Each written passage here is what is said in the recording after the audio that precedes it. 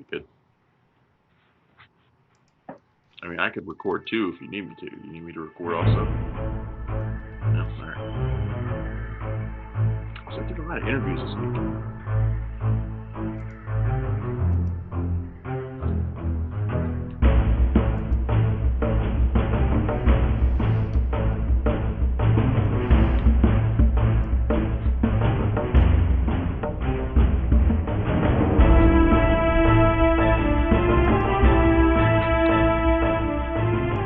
What's up, everybody? Welcome to Cinema Royale.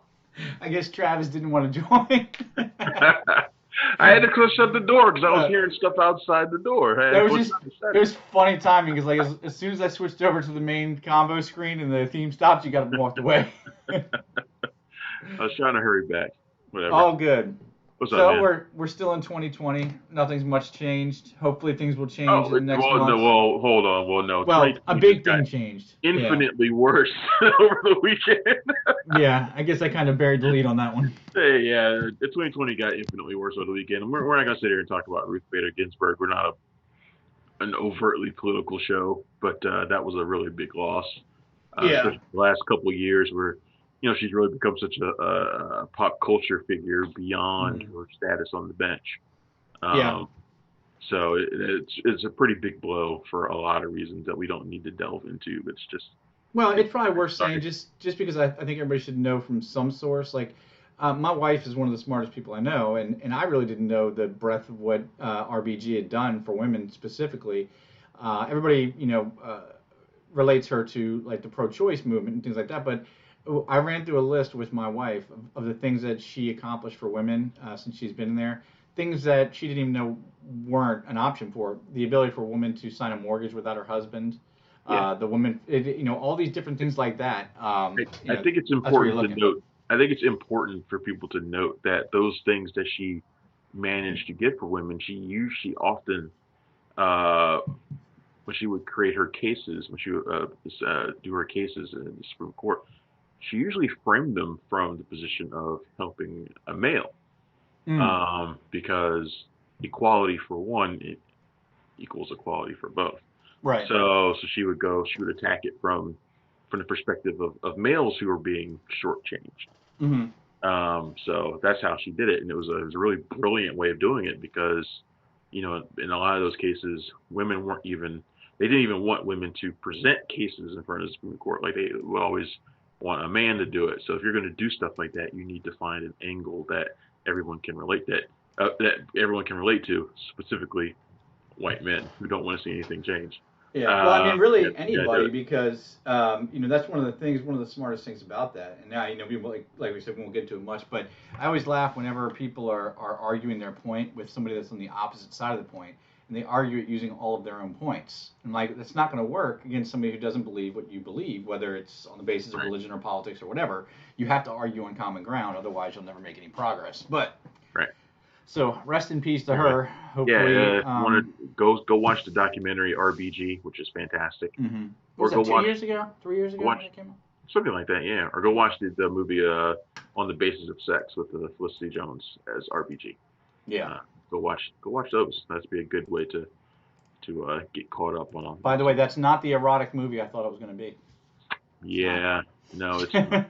Apparently, sex can refer to gender as well. Yeah. So we are the Punch Drunk Critics. I'm Travis Thompson, and it's John Nolan. I always forget to say that. Welcome. You can find us every day at punchdrunkcritics.com. And this week, this was a busy week, man. Yeah. And I didn't want it to be, but it was. There were a lot of reviews out. A couple things from Sundance that finally came out this week. The Nest from Sean Durkin, the guy who did Martha, Marcy, May, Marlene 10 years ago. I know. Yeah, I know. 10 years ago. Wow. Well, it's 8 or 9, but it's close to 10. It's close enough. It's a movie that really gave us Elizabeth Olsen. That was the movie that gave us Elizabeth Olsen. Yep. So it was his first film since then, actually. Wow. Yeah, I know. He took a time off. This was an interesting Sundance because we had two people who basically went away after they had like a breakout feature 10 years ago. There's Sean Durkin, who came back with The Nest, and Brandon Cronenberg, who came back with Possessor, which comes out pretty soon. It's an amazing film. And Brandon Cronenberg, he broke out with Antiviral almost 10 years ago. Wow, yeah. Was the son of David Cronenberg. So yeah, so a couple of directors who just went away basically after having one movie and decided to come back all at once. It was really weird. But so yeah, so The Nest came out. Big movie this week was Antebellum with Janelle Monae. This one has been booted around the schedule over and over and over again because of the coronavirus. And it finally came out this week on VOD. So yeah, and that one's a movie that has Jordan Peele as a producer, so everybody was comparing it to Get Out. Right. Which I don't think is a fair comparison because they're not. I think a lot of people were expecting, and not altogether unrationally, it to be something along the lines of Get Out or Lovecraft Country, which I don't know if you got a chance to see Lovecraft Country yet. Have you been watching that? I just got caught up on all the episodes last night. Oh, you did. So you saw the scene that. Never mind. So yeah, the Lovecraft Country, even Watchmen to an effect. And people were. My understanding is that there was a lot of expectation for it to be along those lines. And I think I guess I think like I said I think a lot of people were expecting Get Out, but it's a movie that is I think if it has to be compared to either one of them, it's probably more Lovecraft Country, but I don't even know if that even really fits. Basically Monet plays a successful author and kind of a talking head, a pundit, and at least in one storyline, she plays that. In the other storyline, she's a slave. And this movie, I think if this movie is going to be recognized for anything, it's the sheer brutality of the historical aspects. Yeah, there's no punches pulled. No, it doesn't. It's unflinching, and I appreciate that. If you're going to show this stuff, and Hollywood gets off on showing the brutality of slavery for whatever reason. I think they have this idea that brutality equals poignancy. I'm not necessarily sure that's true, but I think that's the rationale. But that brings up a good point though, and that's something I think needs to be explored is where is that line between shock value and telling the true story, like at the end of or at the beginning rather of 12 Years a Slave. Extremely shocking opening for a lot of people. Who's this? Yeah. I mean, and that's that. I would put that on the side of being faithful to history, or showing warts and all, showing the real story. But you do get a lot of stuff, especially in this realm of filmmaking, that ends up being kind of It's hard to tell where the line is, but there's a shock value line versus a truth and storytelling line. Right. Yeah. So it's basically told from two different angles, two different storylines, and of course there comes a point where these storylines converge, and I won't give that away because it's a Shyamalan-esque twist involved, which I mean to me wasn't really much of a twist, if I'm honest. But if I have to, I think my biggest gripe with the film is that I think one half works better than the other, and actually does what the other one intends to far better than it does. And it's the historical aspect of the film, which I think with the directors whose names I don't remember, they did some other stuff before this. It was Bush and Renz, Christopher Renz and Gerard Bush. Yeah, that's right. The movie is sort of exploring kind of the little ways that we are affected by racism, like on a daily basis. Like the subtle shade that we get, the disrespects, the little tiny things that kind of build up and add up. And you see that a lot in the contemporary aspect of it, where Monet's character is she's out at a hotel, and the service is crappy for her, but not necessarily for her white friend. Right. And, there's just all these little things that happen over the course of the day. But I feel like the historical aspect, when she, when they're in the past, and she's done as a slave, shows that in a far far greater respect, the way that we are mistreated, where we are mistreated by white people. I think it does a better job. I don't think you even need the contemporary aspect all that much. which I found annoying. And part of that is because of Gabrielle Sidibe's character, who I could not stand at all. Speaking of people that disappeared for a long time. She hasn't disappeared. She acts all the time.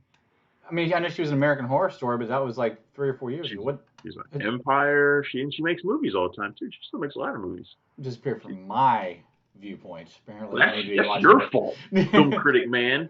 Her last movie was The Brothers Grimsby. Come on, she's still making movies all the time. You mean her last movie was in 2016. Her last credit was 2016, The Brothers Grimsby. I know that's not true because we have a review of a movie she was in just like earlier this year, or maybe it was last year. I think maybe you just misattributed somebody. I think I'm right. Nope. I mean, obviously, history will prove I'm always right. So. Now you got me looking her up.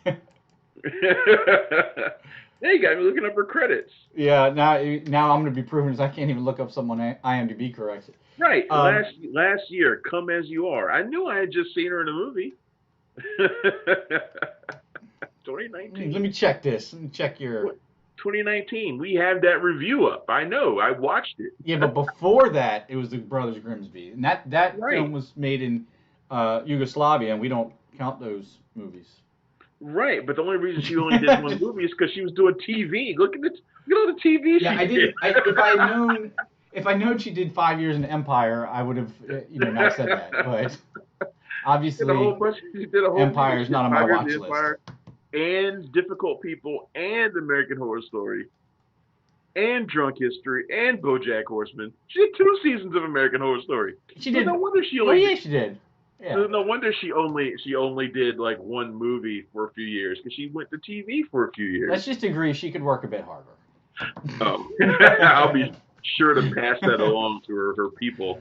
Appreciate it. No, but I think what you're saying is right, and you bring up an interesting point about nailing the different aspects contemporary and in the past. My feeling watching that was just that nailing the race system in the past is much easier. Might not be the word I want to use, but it's blatant. Nailing the subtlety and there's sometimes subtle, I should say, ways that it happens these days isn't as easy. But I found myself thinking of 2 different movies when I was watching this, or one movie and one piece of an anthology, and that is the Twilight Zone movie and Cloud Atlas. I just got a feeling. This felt like an episode of Black Mirror or Twilight Zone. Yeah.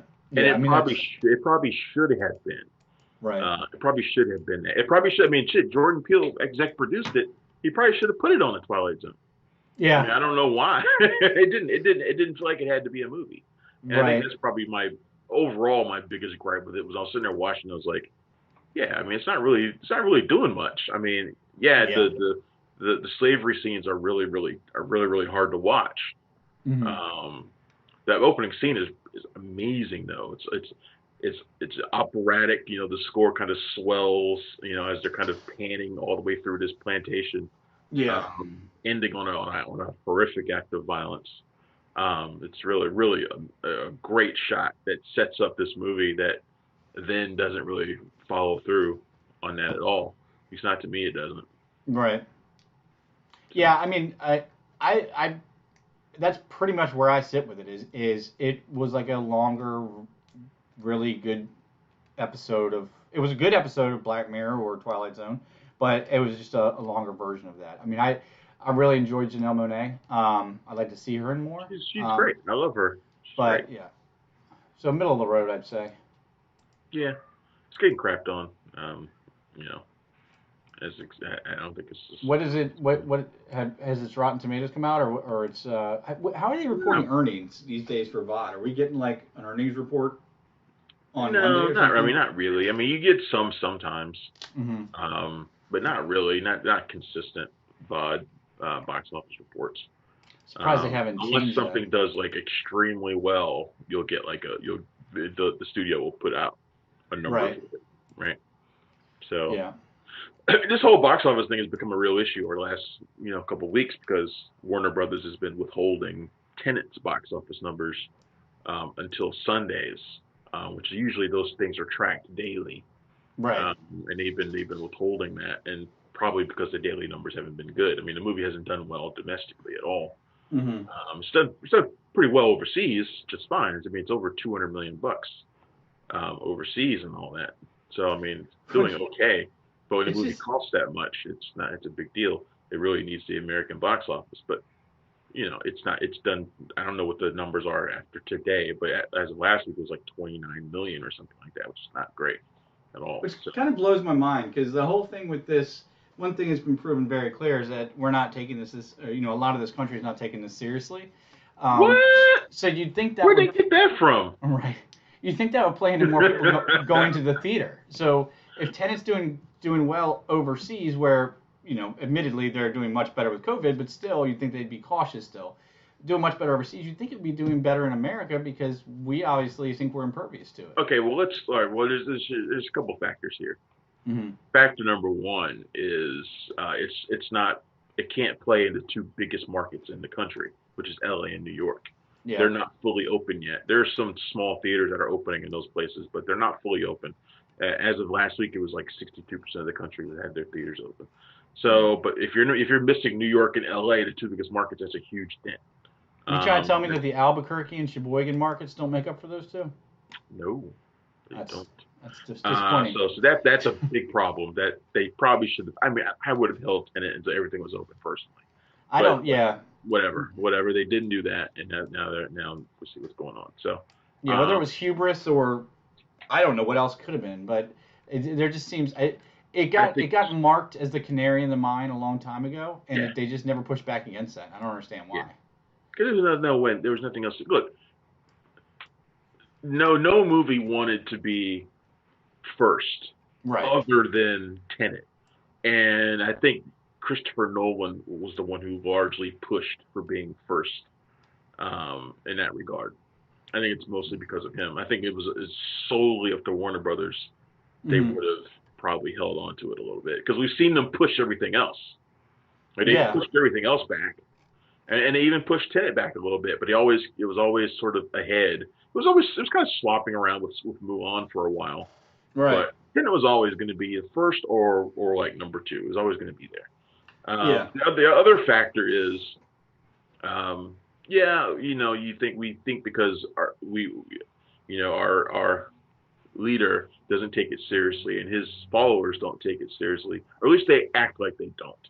Mm-hmm. They act like they don't. But I think in private, when it comes to going to like a movie, they're not going to do it. Right? But if it comes to going to a rally filled with people who feel just like them, they'll do it. Well, see, I wish it was a political leaning thing, but the number of people I've seen everybody from. The thing that grossed me out the most, and we're getting off on something totally different here, is like the number of times I've gone to a pharmacy and seen the pharmacist rolling like this with their nose sticking out as a medical professional. It's not just the extreme right. This whole country needs to get their shit together and put the mask on your whole damn face. Anyway. Masks are a problem, but masks themselves aren't a problem, but people not wearing them and wearing them incorrectly is a problem. Right. But for those people that stayed home, there was a movie to watch on Netflix. But there's also the fact that before we move on, there's also and I lost my train of thought. So. Sorry, my segue killed you. So yeah, for those things. No, it's okay, man. It's all right. The Devil All the Time. Tom Holland, Robert Pattinson. Greatest cast of the year. Greatest cast of the year. Riley Keough, Bill Skarsgård, Jason Clarke, Sebastian Stan, Haley Bennett. I mean, that is Mia Wasikowska. It's not just an awesome cast. It's a who's who of the younger generation of Hollywood right now, with Sebastian Stan and obviously Jason Clarke, but Sebastian Stan being the older statesman of the A-listers in that group. This is Sebastian Stan an A-lister? No, but he's a Marvel star, so he automatically gets a pass, and he will be. I think this is a cast of B+ players, with the exception of Pattinson. Let's say popularity A-list. I think you put any of these people on a poster, you're going to get more people in the seats because of it. They might not be critically acclaimed A-list, but That's what these people are. These are acclaimed actors, but they're not mhm. all A-plus actors. Um, Pattinson is okay, an A-plus actor right now. right, Right now he is. yeah. A few years ago we wouldn't be able to say that, but right now he is. Tom Holland's a B-plus player. Yeah. Sebastian Stan is a B player. Mia Apparently, you Wa- didn't see Mia the oh, what was it called? Shit, I forgot what it's called. It was the one where he was a bunch of teenage warlocks in like a prep school. That movie was in. Remember that? I All those don't. years ago. I don't. I'm gonna have to look that up I now. remember him in the Bronze where he played the gymnast. But yeah, let's see what else. Mia Wasikowska, she's a B-plus player. Hmm. You know, Haley Bennett is a fantastic actress. She's a B player. It's a great cast all around. It doesn't matter. Hmm. This is an incredible lineup of stars. Um, The Covenant. yeah. That was it. Okay, yeah, I don't remember it. I don't remember it. Um, I wanted to like this a hell of a lot more than I did. Uh-huh. It is a violent Southern Gothic sort of a crime movie. Mm. Holland as a kid from Knock'em Ohio. I love that name. Knock 'em stiff. Fucking great name, and it's a real place too. Mm. Um, that's where the author is from. The author, who's actually the narrator of the movie too. Um, Dana Ray Pollock, I think his name is. Um, Yeah. he's a guy who grows up. He's a kid who grows up in a very violent home. His father was played by Bill Skarsgård. Um, Mm. in a violent home. His father is extremely violent. Mom dies at an early age, so he grows up with with a chip on his shoulder and a violent streak. But he's also protective of the people he cares about. You Right. know, and he lives in this place where there's just heels everywhere. Robert Pattinson's corrupt preacher pastor. Mm-hmm. You got a pair of serial killers played by Clark and Riley Keough, Mm-hmm. who is another B plus actress, fantastic actress. And they get off on setting young men up to sleep with her, and then they kill them. Right. Which was just like not too dissimilar from the oh god, what was it? It's in the Billy Joel song. We didn't start a fire. Starkweather. The Starkweather murders in the 50s. I mean, it's very similar to that.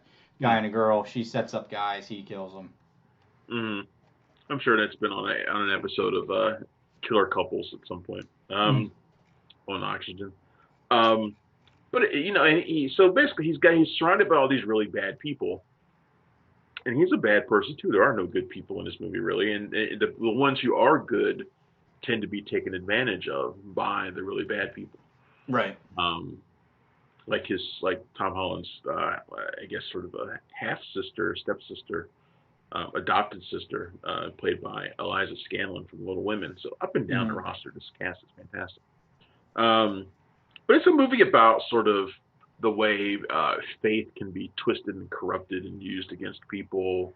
It's about a legacy of violence. It kind of reminds me of Place Beyond the Pines in that way. Yeah, I can see that. But the tone is really weird, and I was never really quite able to get a handle on it. Yeah, it's really grim. It's very dark, but it's also something just feels sort of off about it. Maybe it's kind of the hyper-sexualized nature of a lot of the violence in the movie and the treatment of women in it. And I was talking with our friend Rocky about it, and the movie both reminded us both of was The Paperboy, the Lee Daniels from years ago, which I don't know if you remember that or not. It was I do vague. I know. I couldn't point out things about it, but I vaguely remember it. fucking awful movie, but it had sort of that same vibe. And this is a lot more grim than that was. Mm-hmm. But this one never clicked with me. I think the thing that bothered me most about it was just kind of how dull it was. Like I couldn't really connect with it at all. And I didn't like Holland's character. I don't know if you're even supposed to really like him, but you're supposed to at least give a shit about his eventual path of vengeance, and I really didn't. Right. The only character who seemed like he was alive to me was Pattinson's, and it felt like Pattinson kind of walked in from another movie. which is great because Pattinson is really good at that. Pattinson is really good at playing supporting roles that just kind of come in halfway through, and he just fucking takes it from everybody. Right. It's not the first time he's done it. He does it here, and he was the only one who was interesting to me in the least. Like I wasn't interested in the serial killer couple either. Their storyline just kind of felt stagnant to me. None of this stuff really worked other than Pattinson, and he's one of the heels, and he's one of those guys who's on Holland's shit list. Yeah. So, well, I mean, it is. The movie didn't work for me like it should have. And it won't work for most people, I think, because it's missing the one thing you need to have. You can have a movie that's as dark and as grim as there's no redemptive arc. Yeah, you can have the most grim, dark movie in the history of the world, and it can be relatable. It can be something people will lock onto as long as there's some semblance of hope, of light, of something other than just darkness everywhere. When you just have darkness everywhere, there's no effect to it. It was like a Cormac McCarthy story. Yeah. And I mean, I know what Tom Holland was going for. I mean, he's been Spider-Man, he's been Mr. Boy Scout on the front page. So he wants, and this is a typical look what else I can do type movie. Robert Pattinson, I mean, he just keeps coming out with left hooks and right hooks saying, I'm not Edward Cullen. I mean, look at all the stuff I can do. And he's been doing that since the last Twilight movie came out, really. So if anybody still compares him to that, which of course I just did, they've lost their mind because the guy is so. He's a great actor. He's a great actor. I can't think of many people in his age range that are a more talented actor than he is, and he just keeps showing that over and over again. And Holland does fine. I think he shows that he can do other things. That he's not just Peter Parker, but got a lot of really really dubious Southern accents in this movie too. Yeah. I mean, half this cast is from England, so I mean they're all out here doing. One of the funny things I read about it was somebody that commented was that it's a bunch of English actors trying out for a season of True Blood, and it's kind of what it felt like. Yeah. I wouldn't even thought about that, but yeah, that's pretty on point actually. But hey, it's free. It's free, but it's over 2 hours long, so not. It's a pretty long movie. It's almost 2.5. Almost 2.5 hours. Was it? I felt like 2:10 or so, but regardless, it's a pretty big time commitment for being dark and dreary and depressing. Yeah, you need to have been. If you weren't hooked by the trailers, you're not going to watch this, despite the game. You're probably. Or at least you're not going to make it. You're not going to make it all the way through. I don't think. No, and unfortunately, there's not a bright and shiny film that we'll be reviewing today. And you got Antebellum, that's about racism. You have The Devil All the Time, which is about just a fucked up county, let's call it. And then you have The Secrets We Keep about. You're right. This is a really grim week. Yeah, and The Secrets We Keep, I was really excited about for one reason, and it's always. I mean, obviously. In 2020, and say in the Noomi Rapace. Recent 2020s, recent 2000s, I should say. That's why you were excited. It's not so much, but it's come to light to a lot of people that the greatest generation time period, the 1950s, which is always the American dream personified, wasn't that way for everyone. But I think people are starting to wake up to that a little bit, but. Still. Which is why it's always funny when we keep bringing it back to politics, but it's always funny when you hear the Make America Great Again, which is really about taking us backwards to that time period, the 1950s, because certain people imagined it as if it was fucking Father Knows Best. And it really wasn't. For most people, it wasn't. Like you remember that movie Far From Heaven with Julianne Moore and Dennis Haysbert? Really kind of, I think for a lot of people that kind of clued you into like, hey, this shit was really like it seemed idyllic on the outside, but it was really shitty for housewives, like for white housewives. It's shitty for black people. Or a movie if you didn't look like me, it sucked for you, basically. Right, a movie like Carol, which will tell you that how fucked up it was for L.A. Confidential. I mean, L.A. Confidential does one of the best, showcases of what it was like for black men in the 50s. They basically just say, we don't have any to pin this on. Let's go find some guys. It's always right. It's always white men who think the 1950s were amazing Right.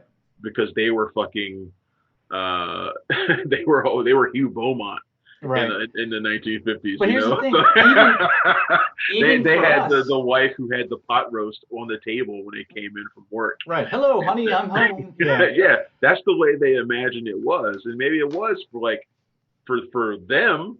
For No, everybody but else, it was that's why I like this movie. That's why I was excited for this movie. It wasn't even like that for them. I don't know who made this up. They were all hyper traumatized alcoholics from World War II. I mean, you saw some of the most, excuse my language, fucked up stuff anybody could have ever seen. People coming back off those boats from World War II. There's no way any psychologist will ever tell you that it is humanly possible for somebody to come from that, what they saw in Germany and in the Pacific, and come home to America and live like Wally and the Beef. You right. don't. I mean, you think PTSD is bad coming back from Iraq and Afghanistan. I'm not saying it's not by any means, but But TV back then is the same way as TV back now. TV back then was designed to paint a portrait, to paint an right, image. You yeah, know, so you put that out there on TV, and I mean, look, there were like 2 TV channels back then, so if yeah, you you were didn't have much watching options. that, right? That's the idea that you got was that this is the way the country is supposed to be, and this is the way people are. But Right, that's not the way it really was. It's not the way for it was. sure. And then the secrets we keep, you know, we see that Nomi Rapace's character is a Romanian who survived the Holocaust, Hmm. and she's trying to move on with the domestic life with her husband, who's Chris Messina, who is back playing another mediocre white male husband after a psychotic diversion in Birds of Prey. He's Yeah, back to doing what he does best, playing a mediocre husband guy. I think that was Um, on the call sheet. Mediocre white husband, calling mediocre white husband. that's what he played for years. Like that's all Yeah, he ever did was play like the mediocre guy, the guy who you're like he's a really good guy, but then like the guy with the edge would come in and like take her from him. uh-huh. Like that's like he's always that guy, the guy who always got the you're a really sweet guy and I love you to death But I'm not in love with you guy. kind of Yeah, conversation. yeah. I'm not. I love you, but I'm not in love with you, guy. Yeah, Yeah, right. The left at the altar conversation sort of thing. right. He was that guy, and he's Hmm. kind of back at this a little bit. Although he does get his moment in this Hmm. movie too. Um, but she's trying to move on with him, and she's trying to get past the trauma. Hmm. And then she sees who she thinks is the guy who tortured her, raped her, and killed her sister. Hmm. Um, he's played by Joel Kinnyaman, and she thinks he's him. So she assaults him and kidnaps him and holds him captive for the entire movie, Hmm. basically. Basically, the film is about it's about a lot of things. It's about the secrets we hold from the people we're closest to, how trauma can affect a stable relationship. Hmm. It's about the reliability of memory. It's about a lot of different things.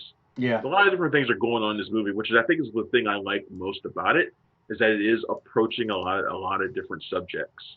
Um, and I really like the interaction between Rapace and Kinnaman's character. I think they're just great together. Period. They were like the one good thing that was really good about the movie Child 44, which is a horrible movie.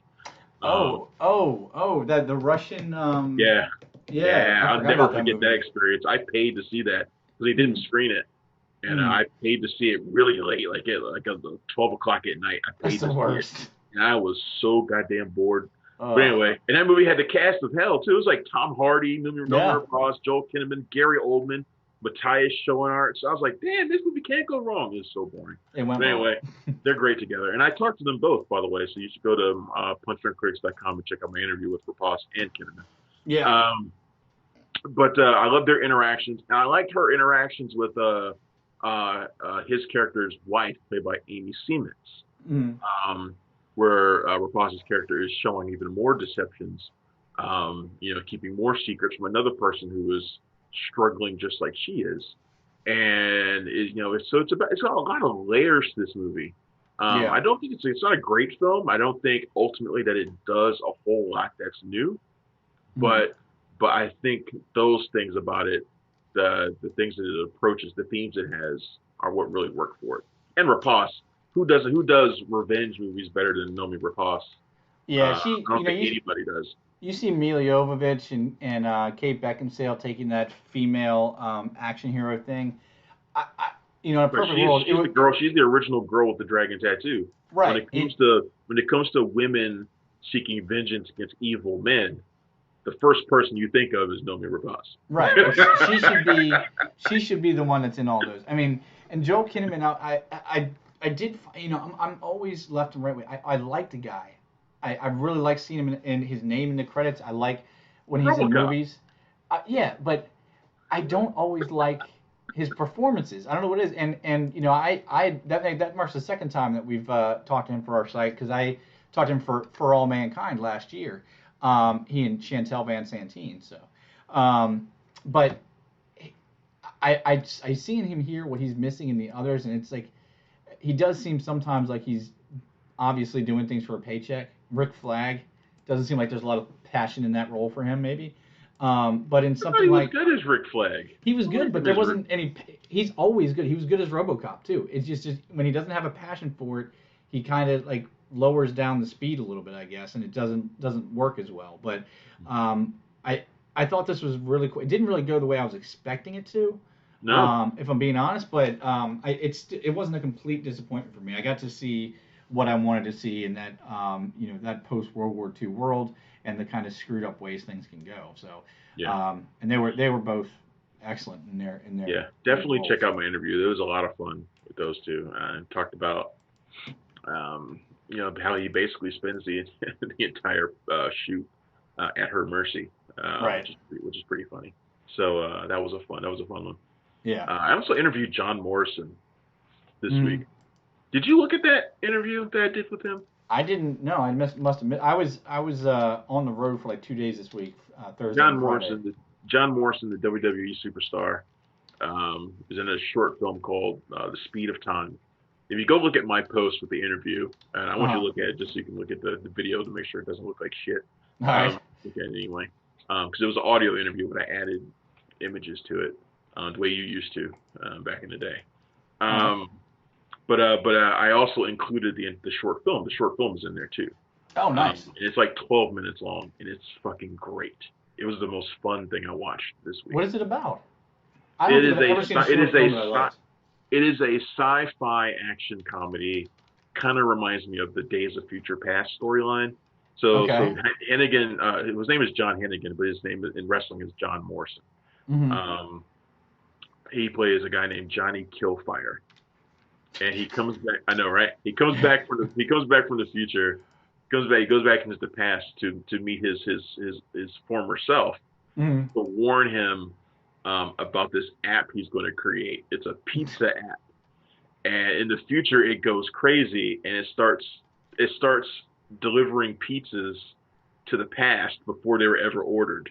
It disrupts the entire fabric of time. It's so stupid. Okay, And so there are these time Borgs that are traveling back in time to, like, I don't know, to cause havoc or something. It's really stupid. But I mean, I'm sold just on your title. So if you guys go to punchdrunkcritics.com right now and search John Morrison, it'll be the first option that comes up. The Speed of Time interview, WWE superstar John Hennigan on the blistering fun sci-fi film Flip Pile Driving Aliens. That's where I'm sold, and more. That looks movie awesome. begins, and I talked about this in the interview. The movie begins with him doing a Canadian destroyer, which is a pile driver. Right. And I was like, you had to have set that up. Like, you had to have requested that. Oh yeah. That doesn't just happen. He talked about he did most of the fight choreography in it and all that kind of stuff too. Wow. So it is a really fun interview, and it's 30 minutes. Like, I didn't expect to go 30 minutes with the guy. We were just kind of just rolling and having fun. Isn't there nothing? There's nothing better than that when you're talking to somebody that you wanted to talk to, and you don't have a publicist popping in every 5 minutes saying one more question. Yeah, it was really great. Really great, fun stuff. Check that out. It's a fun movie. It's on Dust. That whatever that service is, that service. But I have the video up on the interview link, so nice. Definitely watch it. Lots of Marvel news this week. I know we got one bit of news. We have about 15 minutes left in the show. And there's one bit of news I want to leave till the end that just came out today. If you guys have been following punchdrunkcritics.com, you'll see it's the latest story on the site. But the Avengers game has come out. People are playing that. Where people are talking about Black Widow being moved around, and then finally we got some actual real news for the next phase, next wave of superheroes from Marvel, and that's who She-Hulk's going to be. And I can't pronounce her name correctly, so I'm going to let you do it, Travis. Ooh, Tatiana Maslany? I can't say it. I don't know why. It's the second T. He's She-Hulk. I can't do it. Is that the top story for you? Well, no, that's just the first one I'm going to.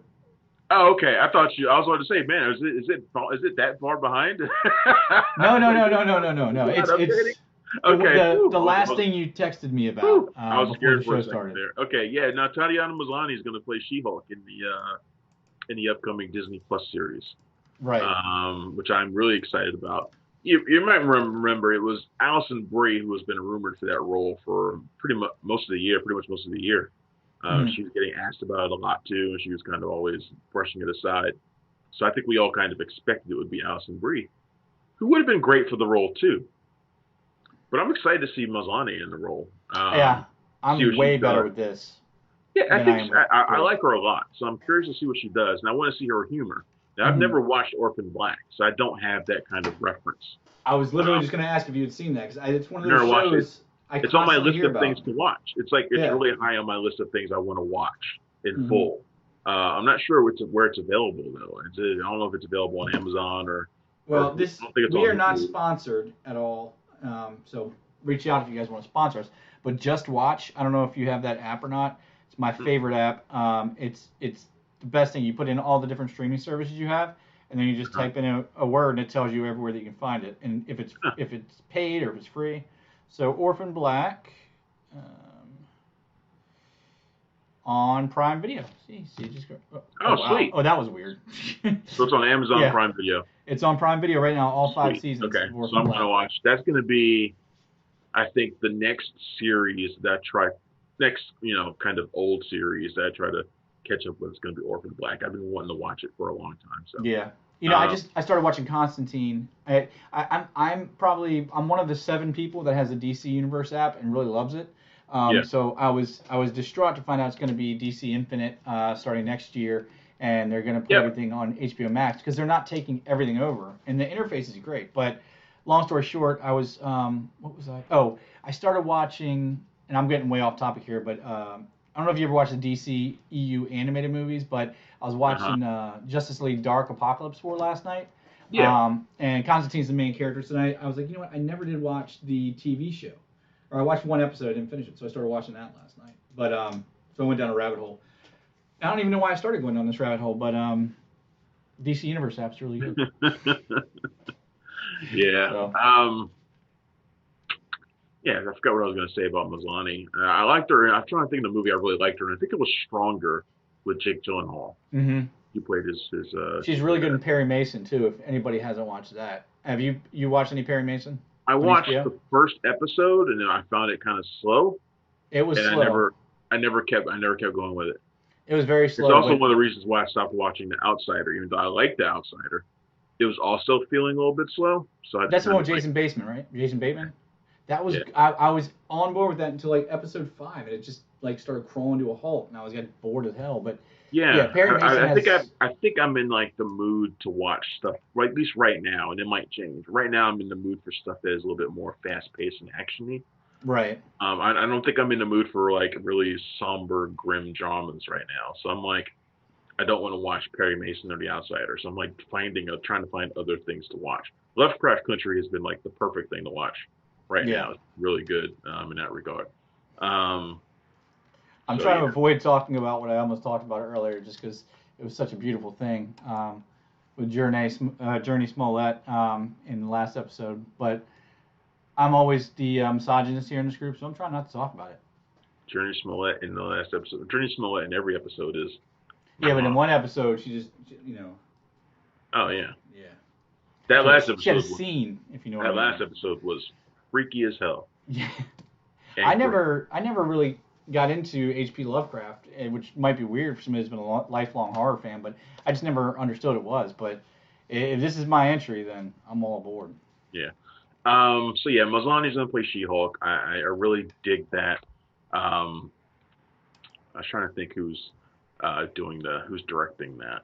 Um, Oh, I mean, I have so many questions. I hope we get some kind of like mock-up soon, or something. It doesn't list any directors or anything. But like, how big is she going to be? Because in the comics, Jennifer Walters was always, she was not as, she was big and strong, but she wasn't Quarter. Hulk big. She was still womanly, I guess.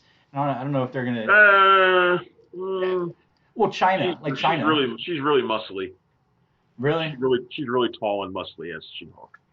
I always think maybe it's the '90s version I'm thinking of, that she looks like China, kind of like, she's big, she's got muscles and Yeah, I would say but... China is a pretty good model Mm-hmm. for that. China would have been a fantastic She-Hulk. I think about it, at least visually. Yeah. Yeah. So it's Kat Coiro who's directing the episodes of She-Hulk. Mm-hmm. Kat Coiro, she's doing that "Marry Me" film with Jennifer Lopez and Owen Wilson that's coming up that you're really interested in. Mm-hmm. She also did she did some other stuff too, but that's what she's got coming up. So she's doing that. Mm-hmm. And yeah, Jen Walters is Bruce Banner's cousin. Mark Ruffalo is supposed to make an appearance in the show. We don't know for how long. Mm-hmm. She gets, at least in the comics, she gets a portion of his powers from a blood transfusion. She's really interesting in the comics too, because in her original series, Mm-hmm. she broke the fourth wall all the time. She was like one of the first characters to do that. She was just breaking the fourth wall, talking to us, the same way Deadpool does right now. Right. It was a really funny series. And she had another series recently where she was really focused on her law career, because she's an attorney. Yeah. I want to see how the show is going to balance that, because I'm hoping that they're going to keep that aspect in there. Always liked her as sort of a lawyer to the superheroes. Yeah. Kind of thing. She's really great. And the way things are lining up, it's going to be hard for them. Marvel's going to have to actively try not to reincorporate Daredevil into the MCU with the way things are going. Because you got Jennifer Walters, who's a lawyer, and you've got Spider-Man, who's going to need a lawyer, and a couple other things going up. I want to see them bring Charlie. What was his name? Oh, Charlie Cox. Charlie Cox. Charlie Cox's Matt Murdock back in, but yeah, I really want to know. You keep open. Yeah, I know, right? Well, because that opens the door for Frank Castle to come back, and I'm still distraught that they finally did The Punisher right, and he only got 2 seasons. But I never did watch that show. I didn't watch any of it. Not even season 1? I don't think I watched any of it. Season 1 was really good, but I watched it. I just want to see. I don't even know if it's still available to be watched. Like, can I still watch it? Can I watch it? That's a good question. I don't even know if it's still there. I gotta imagine Netflix owns. I don't know if it's still on Netflix or not. I know. I remember reporting a couple of years ago that they were going to be yanked eventually, but I don't know if they finally went around and did it or not. Wow, I didn't even think about that. And the one time, no, but it's still there. Yeah, all the Marvel shows are still there. Okay. Yep. So that's weird. That's gonna be one of those things where those shows are just not available anywhere, because they're not gonna let Disney Plus show them, and that sucks. Yeah. But I'm really interested to see what the format. Have they said anything about the format of the She-Hulk show? Like, is it gonna be like a Law and Order type show with a superhero, or that's? Yeah. Any other Marvel things you wanted to go over? They're talking about moving Black Widow off the schedule, which, I mean, I don't know. They're talking about moving that and Pixar's Soul. But I think Black Widow is the more important one, obviously, for most people, I think. Pixar's Soul, starring our local film critic friend, Tim Gordon. What? The character looks just like Tim Gordon. Oh. Yeah, so they're talking about moving Black Widow, which wouldn't be a total surprise. I think Tenet's box office has spooked a lot of people. Oh yeah. But so we've seen a lot of movies go scattering since then, honestly. But I don't know, because Disney is reportedly making a killing on Mulan on Disney Plus. Well, it's gonna lean them towards a Disney Plus release, won't it? $260 million is what we were hearing from analysts. Now, that is just an estimation, so it's not. We don't have any official numbers. So who knows what the number actually is? Could be higher, could be lower. But yeah, who knows? I think if it is a hit, if Mulan is doing that well, then they may consider moving Black Widow to Disney Plus for a premium fee. They Yeah, I might. mean, the big question there is, would Mulan have been a mega hit? Because if you make 260 off of VOD, then you have to figure out, did that many people want to see it? And if so, would they have seen it in the movie theater? Because if so, you're two people that you basically paid for watching at home. You pay for two watches, $15 a ticket. You move that up to the theater, and that's like five people. So it would have made five times. Let's just say it made three times that amount in theaters, based on standard family sizes. That'd be like 6, 7, 800 million. Or did that many more people watch it because it was on VOD and didn't mind spending the $30? Because that question will divide you between whether it makes sense to hold on for a box office spot and make your 800 million, or go for VOD and still make the good money and really make better money than you would have otherwise, because more people are opening up to watch it. Another thing that needs to be considered also when it comes to VOD is that there's no revenue split.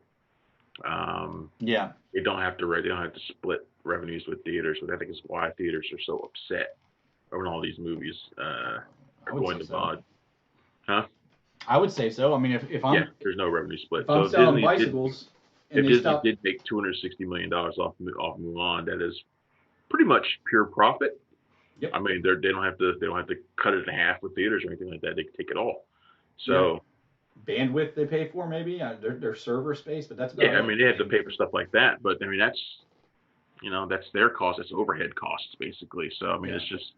I mean, that's a difference in the digital world is 30 years ago, and I mean even now for movies and stuff, if you wanted somebody in Wisconsin to see your product that came out of Florida, you had to pay somebody to get it there, pay somebody to hold it, pay somebody to package it and ship it. But now you sell it right to the person in Wisconsin with nothing in the middle. So we could go down a totally side rant about income inequality and why the executive class is getting richer and richer because of this, but we're not going to do that. Because there's also Miss Marvel. Miss Marvel news. Mm-hmm. So it was funny because last week you and I had talked about Geraldine Viswanathan possibly playing She-Hulk. I mean, not necessarily, but Miss Marvel. Miss Marvel. And the very, very next day, I posted the story of her talking about playing Miss Marvel, and she is the top choice on people's lists to play Miss Marvel, Kamala Khan, who is getting featured in the Avengers video game right now, which I still think she would be the perfect person to play that role. But that show, which is also going to be on Disney Plus, that show now has directors, and they're not all known, but the ones that are worth highlighting are Adil El Arbi and Bilal Fallah, who are the guys who directed Bad Boys for Life this year, which is the biggest domestic hit of the year, by the way. Bad Boys for Life, still, for obvious reasons, because there ain't been a whole lot out, but it's the biggest movie of the year, so they can't be discounted. That movie did extremely well anyway. So they're on the list of directors for Miss Marvel, which I think is pretty cool. And also, it looks like Falcon and the Winter Soldier, that's going to be moved to 2021. But WandaVision is still coming out in December. So, if you guys weren't pissed off about coronavirus already, just remember that we would have already had that. No, we would have had it. Both of them got delayed because of the coronavirus, but clearly one moved ahead faster than the other one, because one is still coming out, and the other one, which was supposed to be first, isn't. So, and clearly it doesn't. It's not going to cause any sort of ripple effects in the MCU by moving it. So I guess they figured they can. WandaVision, and it's probably a good idea for them to get that one done, because it's going to have ramifications on Doctor Strange and the Multiverse of Madness. So it's funny. As soon as they finally decide to really have some synchronicity between TV and movies, is when this stuff gets all screwed up. So now it really affects the timeline. They can't release anything. But that's the funny thing about the question I started asking myself about Black Widow is what effect does that movie have on the MCU at large? Does it have any effect? Well, that's the other thing. They're saying that these things actually tie together. Black Widow and Falcon and the Winter Soldier, because they're saying that um, Falcon and the Winter Soldier might be connected to Black Widow in some way. Mm-hmm. So when they're saying that Black Widow might be moving, Mm-hmm. and all of a sudden Falcon and the Winter Soldier gets pulled off the schedule, you're kind of thinking that maybe they're trying to keep those two things close together. Right. So yeah, that could be the case. And if anything was going to connect to Black Widow, it would be that. So Makes sense. Yeah. so yeah. Uh, Does have a couple other things, but we need to get the hell out of here because it's already 3 o'clock. yeah. Tom Hardy is being rumored to be the next James Bond, and is the newest story on the site right now. Look, these rumors come around all the freaking time, and I don't buy this one either because the sourcing sucks. Right. But a lot of people are at least reporting the rumor, so I figured it's worth just putting up there just in case. Mm-hmm. Look, Hardy would be fine for the role. I think he'd be a fine stopgap for the role. I don't feel like he'd be a permanent solution for the role. Like I feel like they'd want to go younger. But You think he's more of a George Lazenby?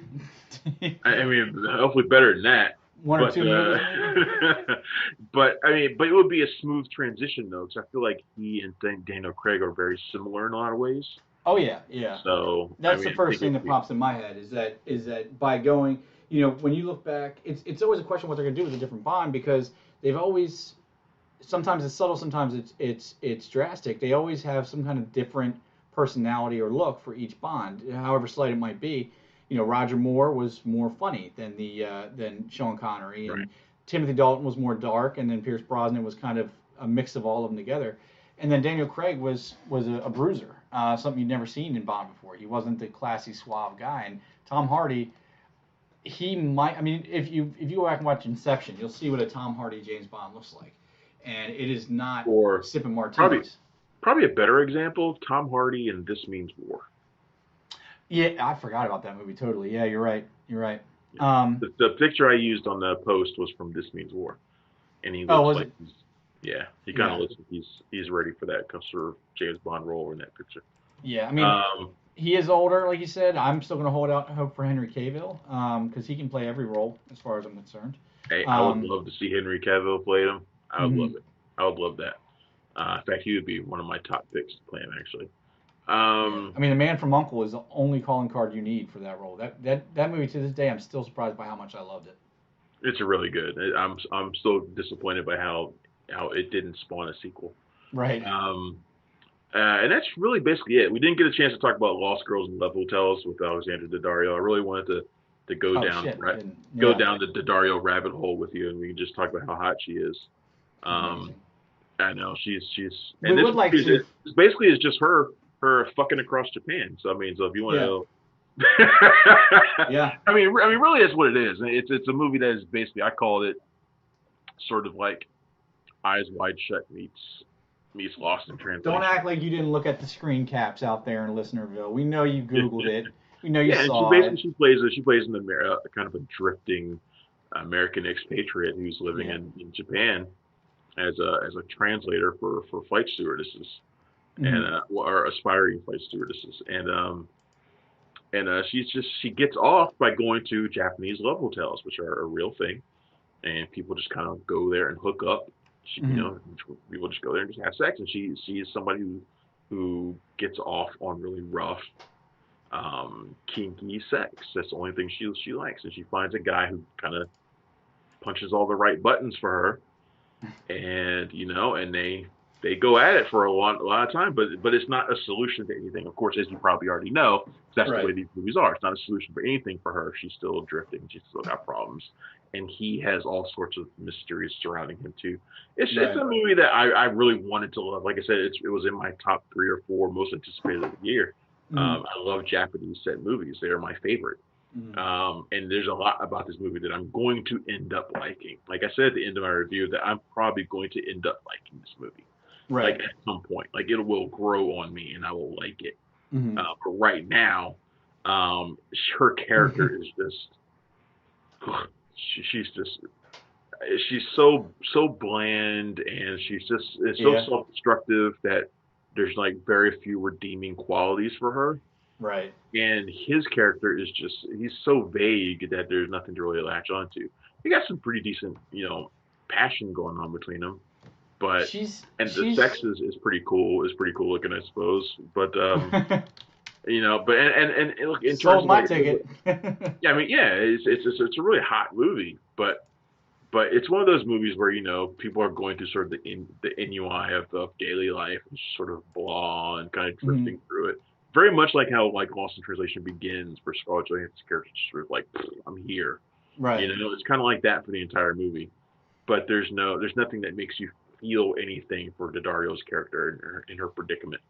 Yeah, This, she hasn't had her choices have not been. I mean, I love her to death, but she just hasn't had a bunch of really good choices in her films. I mean, We no, Summon the Darkness, which is a horror movie with that wasn't uh, bad. Johnny Knoxville. It wasn't bad, but it was obviously something only. I'm actually surprised to hear you say that. I figured it was something only a degenerate horror person like me would like. Night Hunter, which I still haven't watched. It's about Henry Cavill tracking down and killing pedophiles. So I'm all aboard on that. I know, yeah, I remember that movie. I didn't watch it though. Yeah, and then like the Layover the House, Baywatch. I'm trying to find the name of it. There was some She's movie super that she's hot in in. Baywatch.